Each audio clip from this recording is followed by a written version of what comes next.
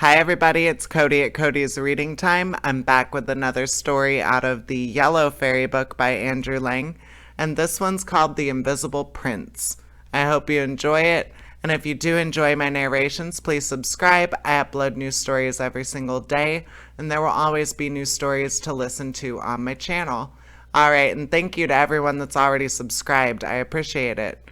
All right, let's get started on today's story, The Invisible Prince. Here we go.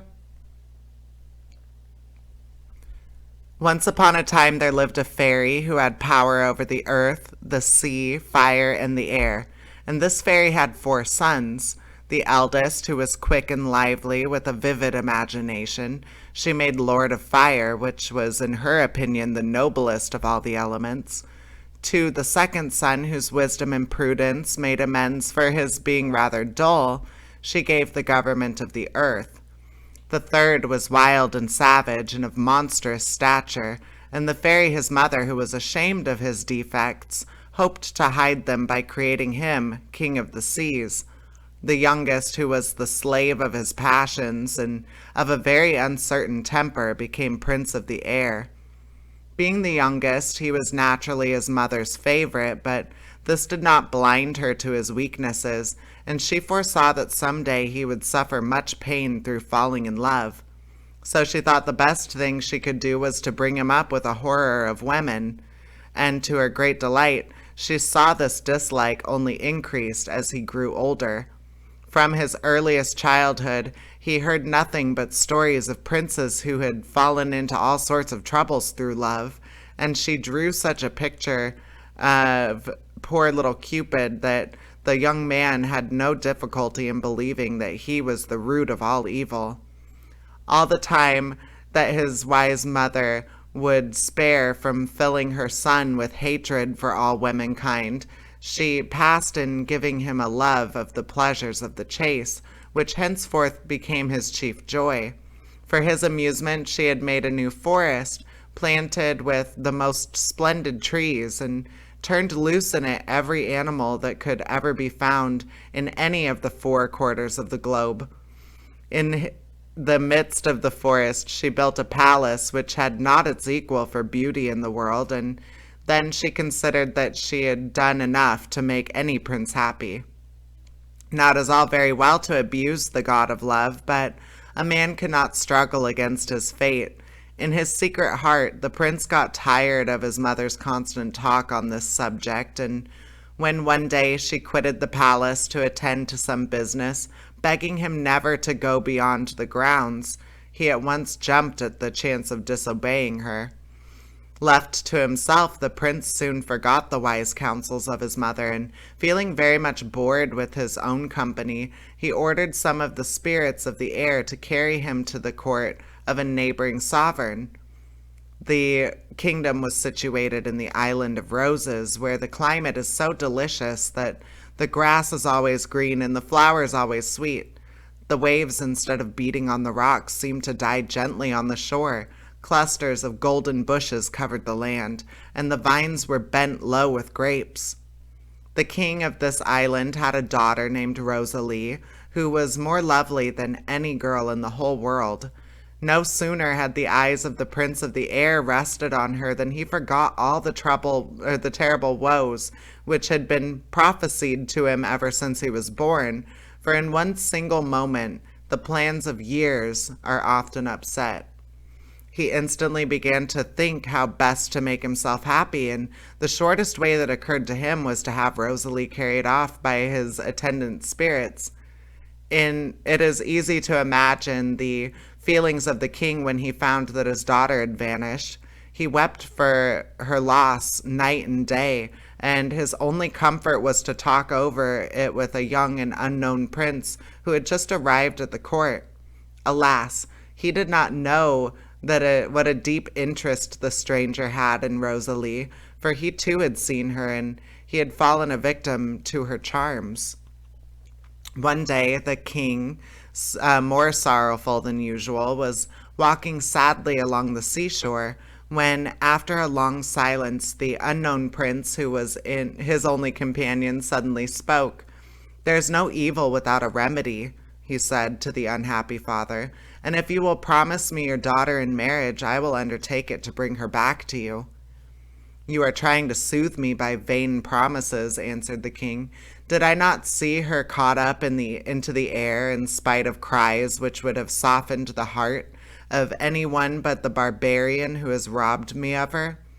The unfortunate girl is pining away in some unknown land where perhaps no foot of man has ever trod, and I shall see her no more. But go, generous stranger, bring back Rosalie if you can, and live happy with her ever after in this country, of which I now declare you heir." Although the stranger's name and rank were unknown to Rosalie's father, he was really the son of the king of the Golden Isle, which had for its capital a city that extended from one sea to another. The walls, washed with the quiet waters, were covered with gold, which made one think of the yellow sands. Above them was a rampart of orange and lemon trees, and all the streets were paved with gold. The king of this beautiful island had one son, for whom a life of adventure had been foretold at his birth. This so frightened his father and mother that in order to comfort them, a fairy, who happened to be present at the time, produced a little pebble, which she told them to keep for the prince until he grew up, as by putting it in his mouth he would become invisible, as long as he did not try to speak, for if he did, the stone would lose all its virtue. In this way, the good fairy hoped that the prince would be protected against all dangers. No sooner did the prince begin to grow out of boyhood than he longed to see if the other countries of the world were as splendid as the one he lived in.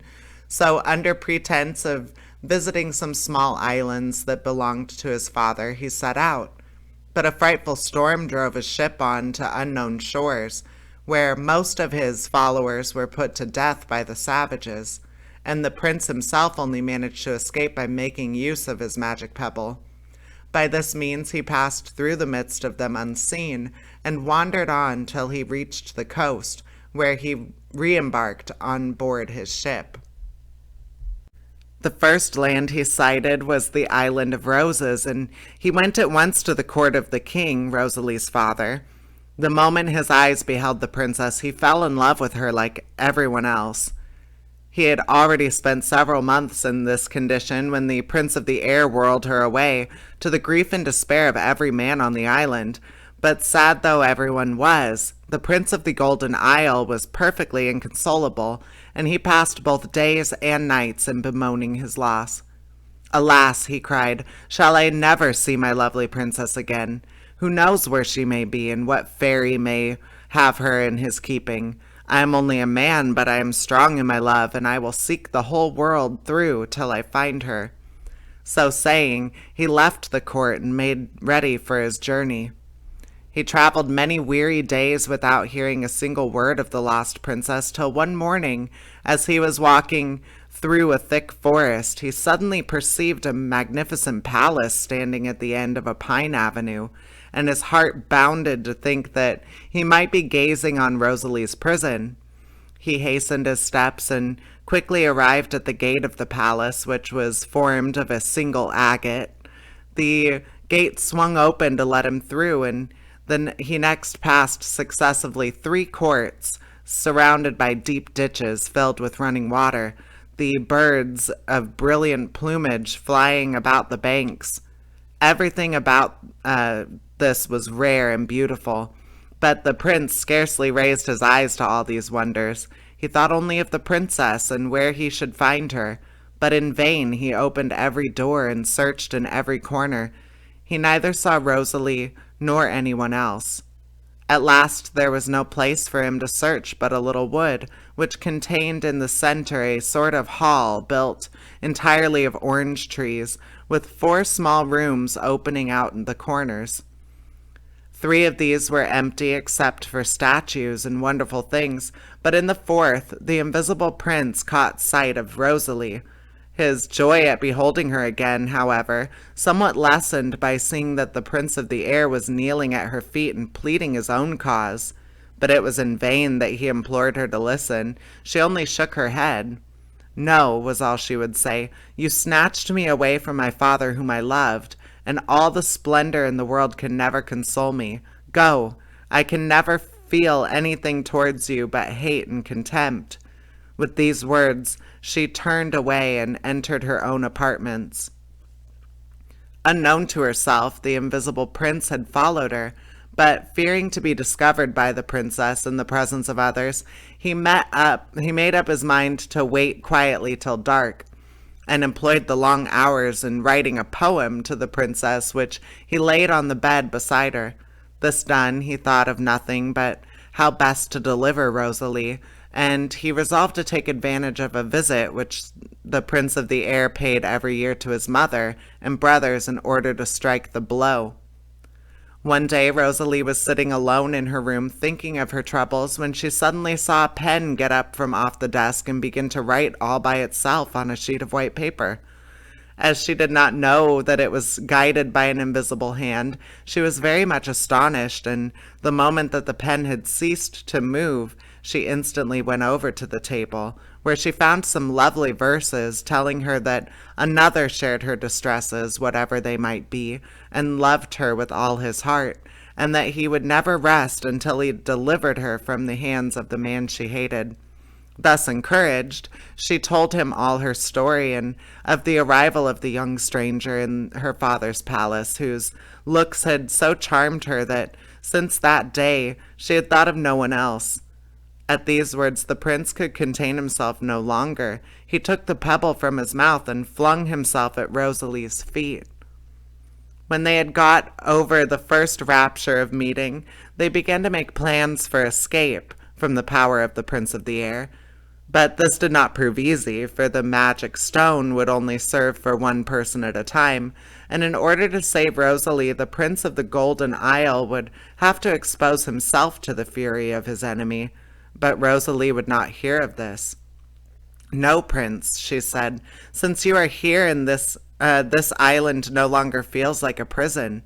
Besides, you are under the protection of a fairy who always visits your father's court at this season. Go instantly and seek her, and when she is found, implore the gift of another stone with similar powers. Once you have that, there will be no further difficulty in the way of escape." The Prince of the Air returned a few days later from his mother's palace, but the invisible prince had already set out. He had, however, entirely forgotten the road by which he had come, and lost himself for so long in the forest that when at last he reached the home of the fairy, she had already left, and in spite of all his grief, there was nothing for it but to wait until the fairy's next visit, and allow Rosalie to suffer 3 months longer. This thought drove him to despair, and he had almost made up his mind to return to the palace of her captivity, when one day, as he was strolling along in an alley in the woods, he saw a huge oak open its trunk, and out of it stepped 2 princes in earnest conversation. As our hero had the magic stone in his mouth, they imagined themselves alone and did not lower their voices. "What?" said one. "Are you always going to allow yourself to be tormented by a passion which can never end happily, and in your whole kingdom can you find nothing else to satisfy you?"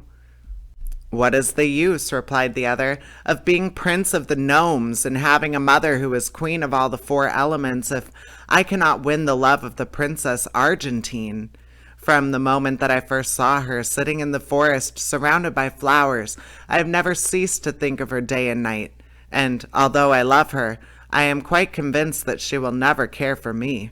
You know that I have in my palace the cabinets of the years. In the first, great mirrors reflect the past. In the second, we contemplate the present. In the third, the future can be read. And it was here that I fled after I had gazed on the Princess Argentine.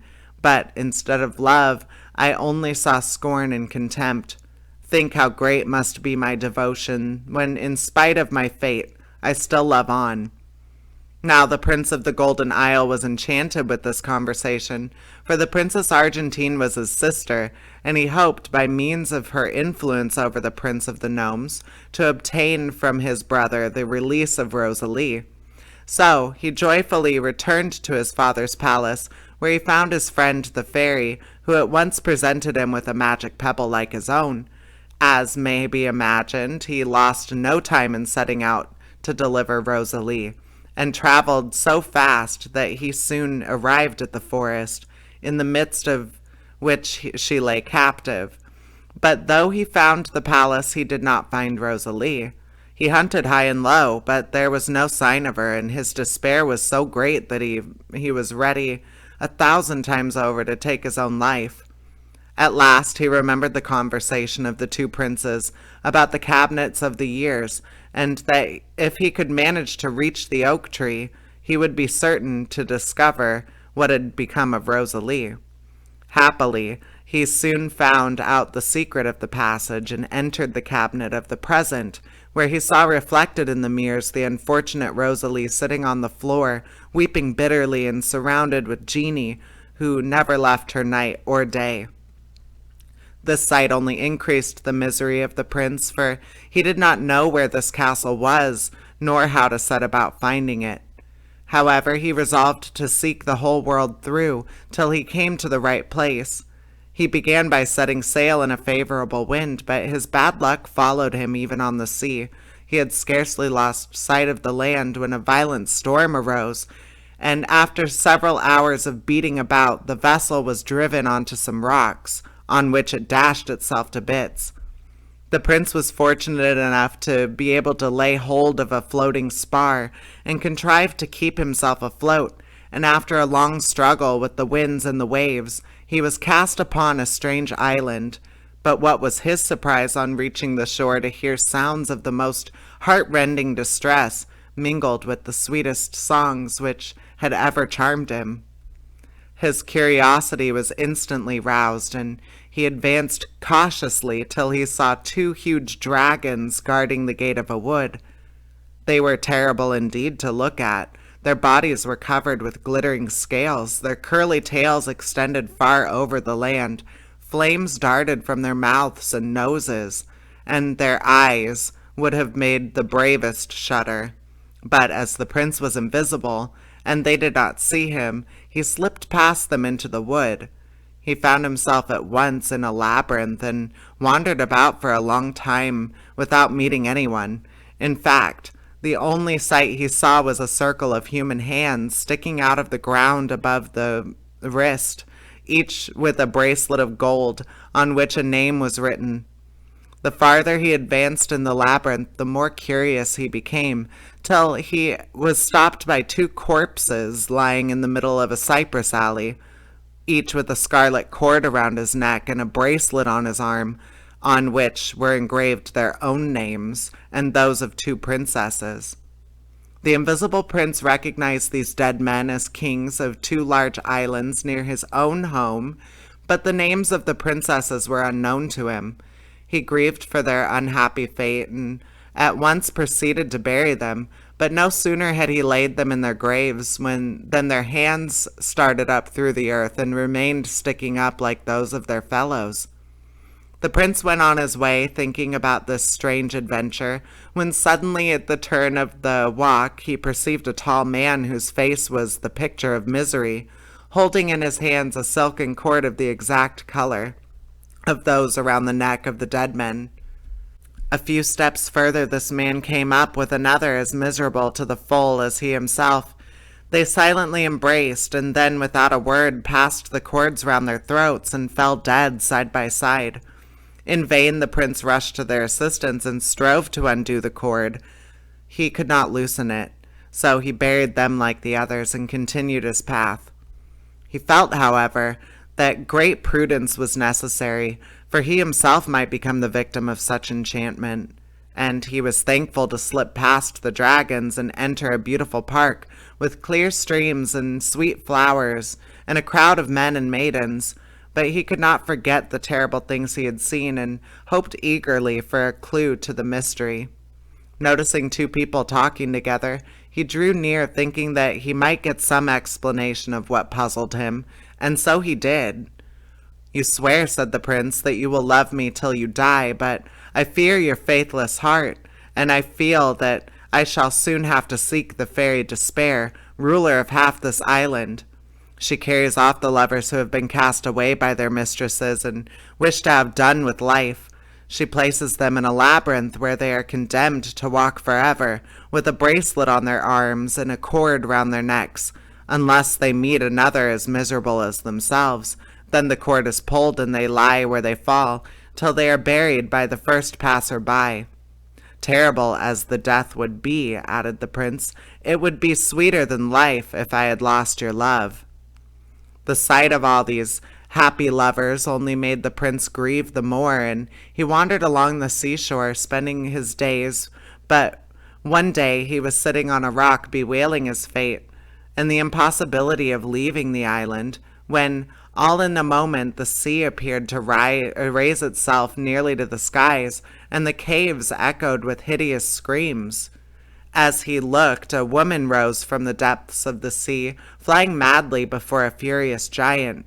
The cries she uttered softened the heart of the prince, for he took the stone from his mouth, and drawing his sword he rushed after the giant, so as to give the lady time to escape. But hardly had he come within reach of the enemy than the giant touched him with a ring that he held in his hand, and the prince remained immovable where he was. The giant then hastily rejoined his prey, and seizing her in his arms, he plunged her into the sea. Then he sent some Tritons to bind chains around the Prince of the Golden Isle, and he too felt himself borne to the depths of the ocean, and without the hope of ever seeing the princess again. Now the giant whom the invisible had so rashly attacked was the Lord of the Sea, and the third son of the Queen of the Elements, and he had touched the youth with a magic ring which enabled a mortal to live under water.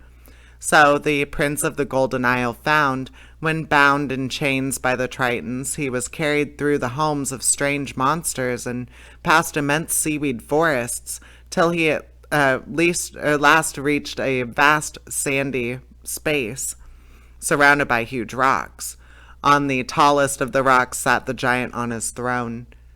"Rash mortal," said he, when the prince was dragged before him, "you have deserved death, but you shall live only to suffer more cruelly.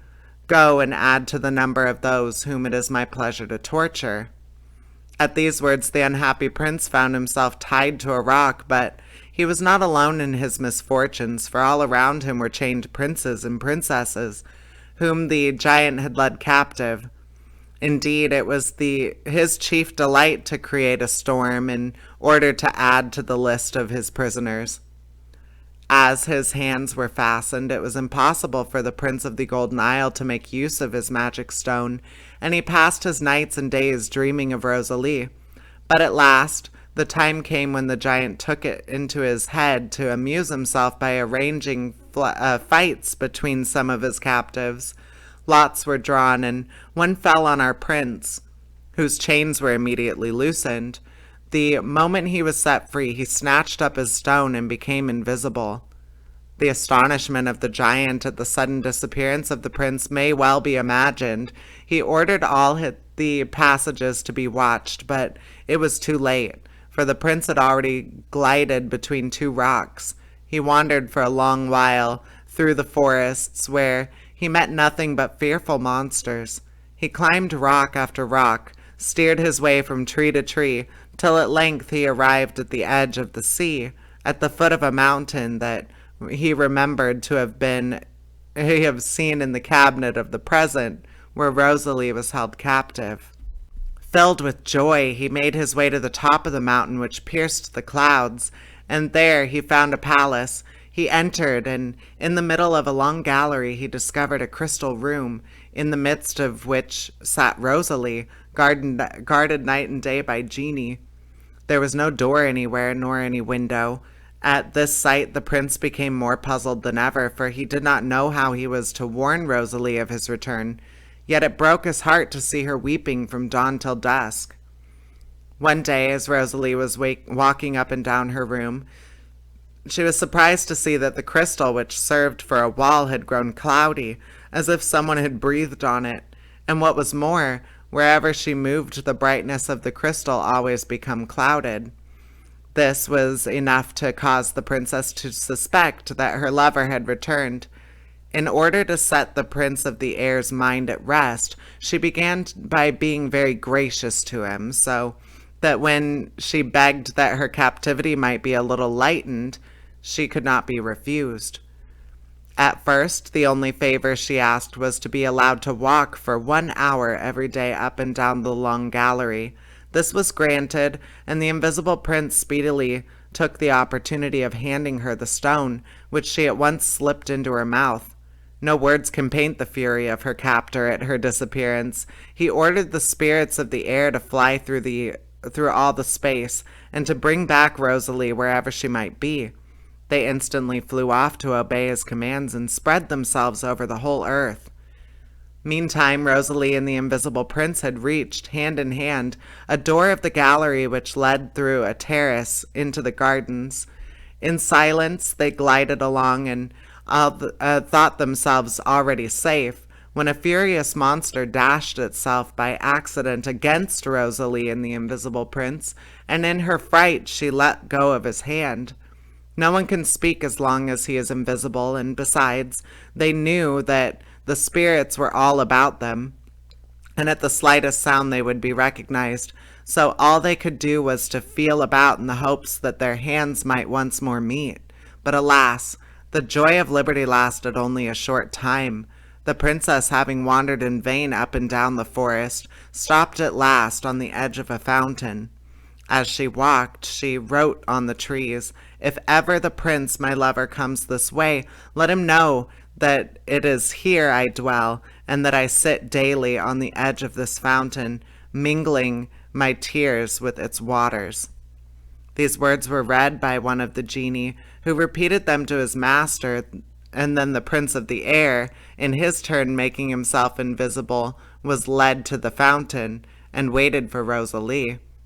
When she drew near, he held out his hand, which she grasped eagerly, taking it for that of her lover, and seizing his opportunity, the prince passed a cord round her arms, and throwing off his invisibility, cried to his spirits to drag her into the lowest pit. It was at this time that the invisible prince appeared, and at the sight of the prince of the genii, mounting into the air, holding a silken cord, he guessed instantly that he was carrying off Rosalie. He felt so overwhelmed by despair that he thought for an instant of putting an end to his life. "Can I survive my misfortunes?" he cried. "I fancied I had come to an end of my troubles, and now they are worse than ever. What will become of me? Never can I discover the place where this monster will hide Rosalie." The unhappy youth was determined to let himself die, and indeed his sorrow alone was enough to kill him, when the thought that by means of the cabinets of the years he might find out where Rosalie was imprisoned gave him a little ray of comfort. So he continued to walk on through the forest, and after some hours he arrived at the gate of the temple, guarded by 2 huge lions. Being invisible, he was able to enter unharmed. In the middle of the temple was an altar on which lay a book, and behind the altar hung a great curtain. The prince approached the altar and opened the book, which contained the names of all the lovers in the world, and in it he read that Rosalie had been carried off by the Prince of Air to an abyss which had no entrance except the one that lay by the way of the fountain of gold. Now, as the prince had not the smallest idea where this fountain was to be found, it might be thought that he was not much nearer Rosalie than before. This was not, however, the view taken by the prince. "Though every step that I take may perhaps lead me further from her," he said to himself, "I am still thankful to know that she is alive somewhere." On leaving the temple, the invisible prince saw 6 paths lying before him, each of which led through the wood. He was hesitating which to choose, when he suddenly beheld 2 people coming toward him, down the track which lay most to his right. They turned out to be the Prince Gnome and his friend, and the sudden desire to get some news of his sister, Princess Argentine, caused the invisible prince to follow them and to listen to their conversation. "Do you think," the Prince Gnome was saying, "do you think that I would not break my chains if I could? I know that the Princess Argentine will never love me, yet each day I feel her dearer still. And as if this were not enough, I have the horror of feeling that she probably loves another. So I have resolved to put myself out of my pain by means of the golden fountain. A single drop of its water falling on the sand around will trace the name of my rival in her heart. I dread the test, and yet this very dread convinces me of my misfortune. It may be imagined that after listening to these words, the invisible prince followed Prince Gnome like his shadow, and after walking some time, they arrived at the golden fountain. The unhappy lover stooped down with a sigh and, dipping his finger in the water, let fall a drop on the sand. It instantly wrote the name of Prince Flame, his brother. The shock of this discovery was so real that Prince Gnome sank faintly into the arms of his friend. Meanwhile, the invisible prince was turning over his mind how he would best deliver Rosalie, as, since he had been touched by the giant's ring, he now had the power to live in the water as well as on the land. He at once dived into the fountain. He perceived in one corner a door leading into the mountain, and at the foot of the mountain was a high rock on which was fixed an iron ring with a cord attached. The prince promptly guessed that the cord was used to chain the princess, and drew his sword and cut it. In a moment he felt the princess's hand in his, for she had always kept her magic pebble in her mouth, in spite of the prayers and entreaties of the Prince of the Air to make herself visible. So hand in hand, the invisible prince and Rosalie crossed the mountains. But as the princess had no power of living underwater, she could not pass the golden fountain.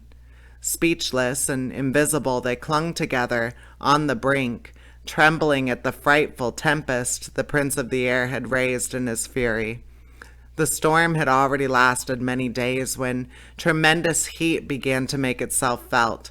The lightning flashed, the thunder rattled, firebolts fell from heaven, burning up the forests and even the fields of corn. In one instant the very streams were dried up, and the prince, seizing this opportunity, carried the princess over the golden fountain. It took them a long time to reach the Golden Isle, but at last they got there, and we may be quite sure that they never wanted to leave it anymore. And that is the end of that story. I hope you enjoyed it, and please subscribe. I upload new stories every single day, and there will always be new stories to listen to. Take care, everybody. Bye-bye.